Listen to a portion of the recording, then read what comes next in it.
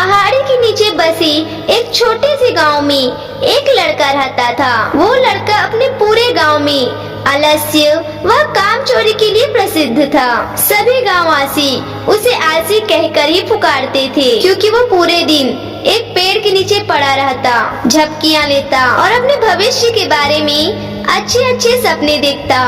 उसके दिन ऐसे ही आलस्य में गुजर रहे थे। लेकिन एक दिन उस गांव में एक बौद्ध भिक्षु पधारे, जो कि अगले 3 दिनों तक वह उसी गांव में ठहरने वाले थे। बौद्ध भिक्षु गांव में दिन भर भिक्षा मांगते और सबको शिक्षा भी देते और रात्रि में गांव के बने बौद्ध वृक्ष में विश्राम करते। बौद्ध भिक्षु जब भी भिक्षा के लिए जाते और वापस लौटते तो हर बार उस जवान लड़के को उसी पेड़ के नीचे लेटा हुआ पाते।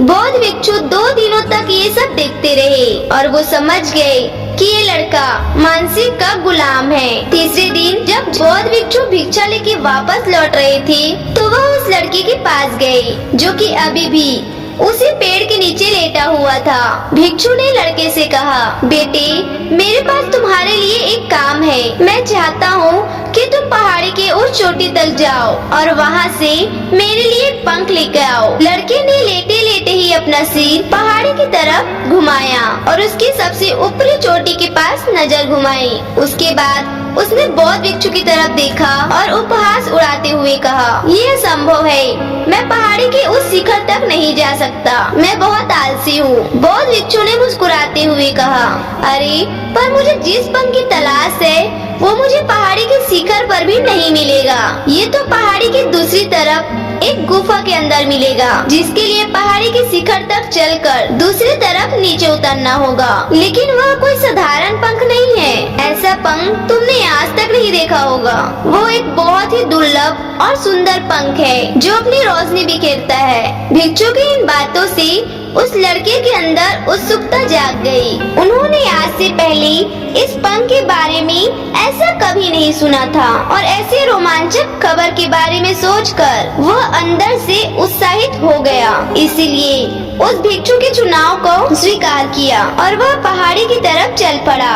लेकिन चढ़ाई बहुत लंबी और कठिन थी। जल्दी लड़के का शरीर थकने लगा, सांस फूलने लगी और शरीर से काफी पसीना बहने लगा। लेकिन फिर भी उसने चलना जारी रखा। वो जैसे जैसे ऊपर और भी ऊपर चढ़ते गया तो उसे प्रशंसा और उत्साह की अनुभूति होने लगी, जिसे उसने आज से पहले कभी महसूस नहीं किया था।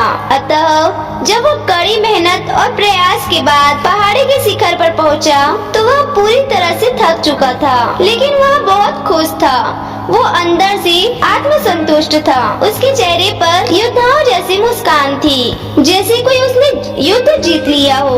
उसने पहाड़ी के नीचे एक दृश्य देखा जो एक बहुत ही मनमोहक। उसने पहाड़ी के शिखर से नीचे देखा। उसके सामने एक बहुत ही मनमोहक दृश्य था। उसने अपने अंदर एक बहुत ही उपलब्धि की भावना महसूस की, जो उसने आज से पहले कभी नहीं की थी। लेकिन असली चुनौती आगे थी। लड़के को पहाड़ की दूसरी ओर उतरना था और उस गुफा को ढूंढना था जहाँ पंख की बातें हुई थी। नीचे उतरना और भी मुश्किल और खतरनाक लग रहा था, क्योंकि ढलान ज्यादा खड़ी थी। चढ़ाई करते के समय लड़का लड़खड़ाया और कई बार गिरा भी था, तो डर भी उसके अंदर था। लेकिन पंख को बिच्छू को लाके देने की वादे की वजह से लगातार आगे बढ़ता रहा। जब काफी कड़ी मेहनत के बाद वो गुफा में पहुंचा तो उसने देखा कि पंख वहीं पड़ा हुआ था, जो गुफा के द्वारा छनकर आ रही रोशनी में चमक रहा था। उसने पंख उठाया, लेकिन उस पंख की सुंदरता को देखकर चकित रह गया। वह काफी देर तक पंख को ही घूरता रहा, लेकिन फिर अचानक उसे याद आया कि अभी तो उसे वापस भी जाना है। उसने खुद की तरफ देखा। वह पूरी तरह से थक चुका था। वह चिंतित हो गया कि वह पहाड़ पे कैसे चढ़ेगा और भिक्षु तक पंख कैसे पहुंचाएगा।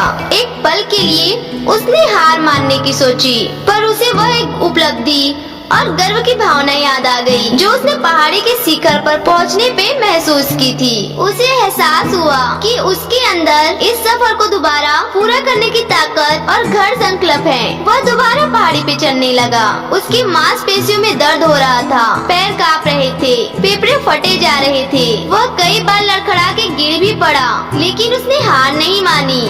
वह खुद को आगे बढ़ाने के लिए लगातार प्रेरित करते ही जा रहा था।